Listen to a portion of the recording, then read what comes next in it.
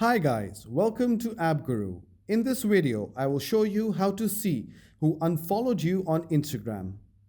So let's get started. First open Instagram. Now press on your profile from the bottom right. Now press on the button Followers.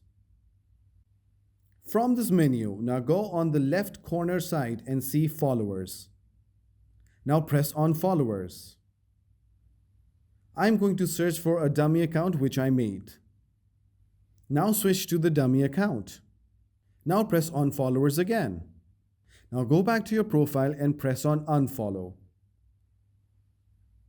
Give the confirmation. Now switch back to your original profile. Now click on Followers. Now click on Following. Search for the dummy account name. Click on the dummy account. But now click on Followers. As you can see, the person is not following us.